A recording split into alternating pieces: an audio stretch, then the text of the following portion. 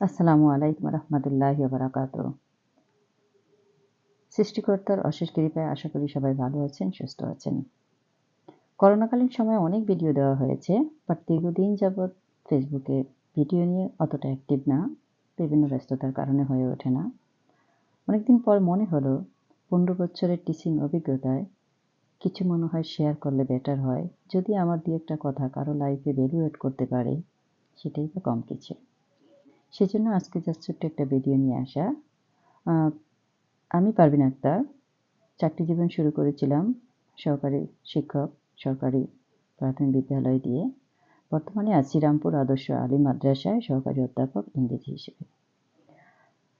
So যে বিষয়টা নিয়ে আজকে জাস্ট সিম্পল একটু ডিসকাস করব সেটা হলো good parenting. Actually good parenting এতটাই ইম্পর্ট্যান্ট যেটা হয়তো আমরা অনেকে খুব বেশি জানি, আবার অনেকে হয়তো জানি না। যারা অ্যাকচুয়ালি জানি না বা একটু কম জানি তাদের নিয়ে আমার ক্ষুদ্র অভিজ্ঞতা থেকে 2-একটা কথা। আমরা আসলে সন্তানই, ছেলে হোক মেয়ে হোক সে আমাদের সন্তান। তাকে মানুষ করা আমাদের নৈতিক দায়িত্ব এবং সেটার জন্য গুড প্যারেন্টিং খুবই ইম্পর্ট্যান্ট। বিশেষ করে মায়ের ভূমিকা অনেক গুরুত্বপূর্ণ। আমি আমার 3 ছেলেমেয়ে মানুষ করতে গিয়ে যে এক্সপেরিয়েন্সটুকু পেয়েছি, সেটা থেকেই মনে হলো যে গুড প্যারেন্টিং অনেক ইম্পর্ট্যান্ট।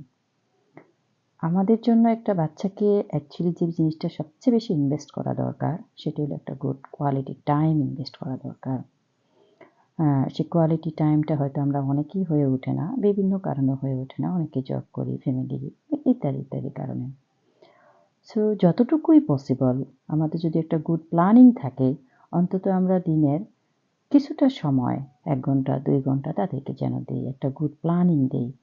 আমার তাকে নিয়ে বসে থাকতে হবে সেরকম না, বাট তাকে একটা প্ল্যানিং দিলে জাস্ট সে যেন কাজটা কমপ্লিট করে এবং যথাযথ টাইমে যদি চেক করি, তাহলে তার মধ্যে একটা আগ্রহ ক্রিয়েট হবে। সবচেয়ে ইম্পর্টেন্ট হলো সন্তানের মধ্যে, বাবা-মার মধ্যে একটা গুড রিলেশনশিপ তৈরি হবে, যেটা খুব বেশি ইম্পর্টেন্ট। কারণ আপনার সন্তান বা সন্তানের বাবা-মা, এর থেকে একটা মধুর সম্পর্ক, আপন সম্পর্ক পৃথিবীতে আর কোথাও নেই। এটা অন্য কাউকে দিয়ে কখনোই হবে না। সো আমরা এই বিষয়ে টাইম ইনভেস্ট করি এবং বাচ্চাদের পিছনে, বাচ্চাদের লেখাপড়ার পিছনে, তাদের ভালোভাবে মানুষ হওয়ার পিছনে যেটাই আমরা ইনভেস্ট করি না কেন, এটা কিন্তু অবশ্যই একটা গুড ফিডব্যাক আসবে। সো আমরা হয়তো অনেকেই বন্ধুর সাথে কথা বলে ঘন্টার পর ঘন্টা আড্ডা দিচ্ছি বা টিভির সিরিয়াল দেখছি বা অন্য কিছু করছি, হয়তো বাচ্চাকে সময় দিচ্ছি না। আমার বেলায়ও মাঝে মাঝে হয়, হয় না যে তা না, বাট চেষ্টা করি যতটুকু সময় দেওয়ার বা শুধরে নেওয়ার। তো আশা করি সবাই এই বিষয়টা দেখবেন।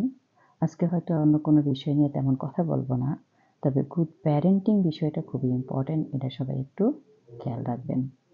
ইনশাল্লাহ পরবর্তীতে দেখা হবে অন্য কোনো ভিডিও নিয়ে। আসসালামু আলাইকুম।